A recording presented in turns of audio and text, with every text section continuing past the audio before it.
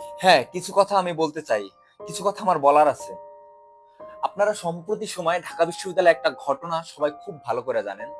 যে ঢাকা বিশ্ববিদ্যালয়ের theatre and performance ডিপার্টমেন্টের একটা মেয়ে মুনিয়া মেহজাবিন মিমু নাম সুইসাইড করছে। তো সুইসাইড করছে, ও একটা সুইসাইড নোটে লিখে গেছে একজন স্যারের নাম, সে হলো সুদীপ চক্রবর্তী। ওই ডিপার্টমেন্টেরই সে একজন সহযোগী অধ্যাপক, খুব সম্ভবত আরকি। ভুল হইতে পারে আমার। তো মানে ঘটনাটা একদম শুরু থেকে আমি শেষ পর্যন্ত বলি, আপনি একটু শোনেন।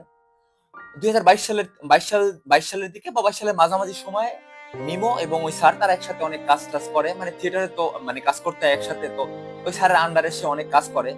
স্যারের নিজস্ব একটা সংগঠন আছে, সে ওই সংগঠনের মাধ্যমে অ্যালামনাই টাইপ আর কি।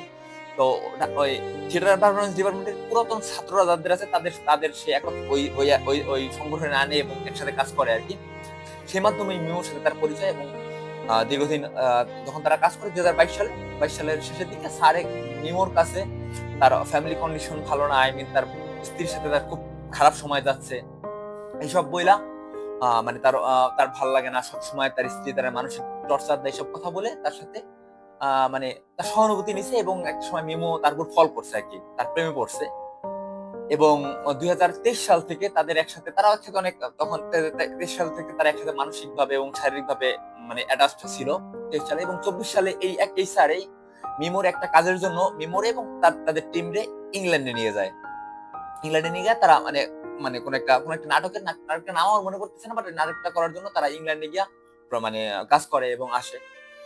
তো ভালোই যাচ্ছিল, হঠাৎ একটা সময় গিয়া আহ, মানে এটা তো আসলে একটা পরকীয়া সম্পর্ক বলতেছি এই জন্য যে সুদীপ স্যারের সাথে সে বিবাহিত। তো তার সাথে মিমোর প্রেমটাই তো একটা আসলে মানে ইমব্যালেন্সড একটা রিলেশন। তো একটা সময় গিয়ে হয়তো স্যার মেমোরে আগের মতো আর প্রায়োরিটি দিচ্ছিল না, সে সে যেটা করে আর কি, তার দরকার ছিল ফ্যামিলির কথা বইলা সেম সাথে নিয়ে একটা মেয়ের পটানো, সে পটাইছে, মেয়ের থেকে যা পাওয়ার সে পাইছে। এবার কি করছে, নতুন আর একটা মেয়ের তার ভালো লাগছে এবং তারও সেম কাজ করছে, তার সাথে সে সেম কাজ করছে। খুব সম্ভবত এই মেয়েটার নাম হানি, উম্মে হানি, যেটা মিমো মারা যাওয়ার সময় মেনশন করে গেছে যে এই মেয়েটার কথা। তো এবার স্যারে কি করলো, ওই উম্মে হানির সাথে সে নতুন করে আবার প্রেম, আগে যেটা মিমোর সাথে করছে এবার নতুন করে ওই উম্মে হানির সাথে সে প্রেম করছে। এবার আবার ২০২৫ সালে সে আবার একটা প্রোগ্রামে বিদেশ গেছে এবং এই প্রোগ্রামে উম্মে হানিরে নিয়ে গেছে। ও আমি একটা কথা বলতে ভুলে গেছিলাম, ২০২৪ সালে যে প্রোগ্রামটা করতে গিয়ে ইংল্যান্ডে গেছিল তখন স্যারের ওয়াইফ সে ডাউট করছিল যে হয়তো স্যারের অন্য কারোর সাথে প্রেম, সে জিজ্ঞেস করছিল। মিমো স্যার স্বীকার করে নাই। যাই হোক, ২৫ সালে স্যারে করলো কি, মিমোর সাথে তখন তার সাথে সম্পর্কে একটু অবনতি ঘটছে, সে উম্মে হানির নিয়ে ২৫ সালে আবার ট্যুরে গেছে।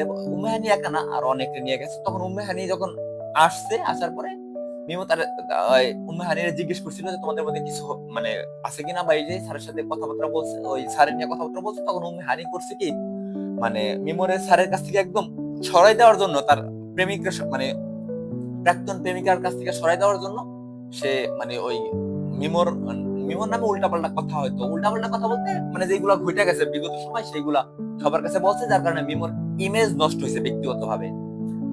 তো আর মিমো স্যারের উপর ডিপেন্ড হয়ে গেছিল দীর্ঘদিন বৈশা, এবং এই ডিপেন্ড হওয়ার কারণে যখন স্যারে দেখতেছে স্যারে তার প্রতি কনসেন্ট্রেশন দিতেছে না, তখন সে ফ্রাস্ট্রেশনে পড়ে যায় এবং সেই ফ্রাস্ট্রেশন থেকেই খুব সম্ভবত সে সুইসাইডটা করছে। মিমোর জন্য আমার খুব খারাপ লাগা আছে। আমি স্যারের শাস্তি চাই আর কি।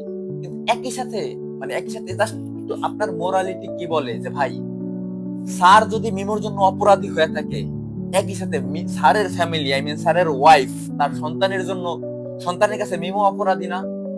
মিমো তার সবকিছু চাই না, তার স্যারের সাথে প্রেম করছে, এর কাছে ঠিক করছে মিমো। আপনার মোরালিটি কি বলে? মানে এই নিয়ে আলাপ করলে অনেকে গালিগালাজ করবে, তুমি কি আরেকজনের ব্যক্তি স্বাধীনতায় কথা কেন বলো, এন তেন। জাস্ট একটু মানে ইমাজিন করেন, অবশ্যই স্যারের বড় অপরাধী, মানে পুরা অপরাধটাই স্যারের। কিন্তু এই যে মিমো যেটা করছে আর মানে একটা মেয়ে, ও তো একটা মেয়ে, আর একটা মেয়ের যে ফ্যামিলি ধরে স্যারের ওয়াইফ, সে কমপক্ষে 35 বছর 35 ঊর্ধ্ব হবে, তা 35 32 বছর বয়সী একটা মহিলা, তার তো সম্ভাবনা স্যারের ছেড়ে দিয়ে আরেকজনের কাছে যাওয়া। এখন স্যার তো কিছুদিনের জন্য মেমোরে ব্যবহার করছে, এই মহিলা যখন এই জিনিসগুলা সে তো দেখছে, শুনে বুঝতে পারে মানুষ, কেউ যদি বিক্রিয়া করে, কেউ যদি মানে আপনার মানে মানে লয়াল না হয়, বুঝছেন, মানে লয়ালিটি কারোর মধ্যে যদি কম থাকে এটা বোঝা যায়। স্যারের ওয়াইফও বুঝতে পারছে, কিন্তু সে তার শরীরের কারণে, সে তার বয়সের কারণে সে কিছু বলতে পারে নাই। কারণ সে কি বলবে? মিমো একটা বাচ্চা মেয়ে, স্যারে তার প্রতি মানে মিমো স্যারেরা যা দিতে পারবে তা তো ওই মহিলার পক্ষে দেওয়া সম্ভব না। হ্যাঁ, অবশ্যই অবশ্যই স্যার অপরাধী। কিন্তু আপনি জাস্ট কল্পনা করেন, আজকে মানে আমরা আমরা আমরা সিম্পাথাইজ করতে গিয়া, কারো প্রতি সহানুভূতি দেখাইতে গিয়া, ঠিক আছে, মানে একটা বড় অপরাধের কিন্তু আমরা কেউ চোখে দেখতেছি না।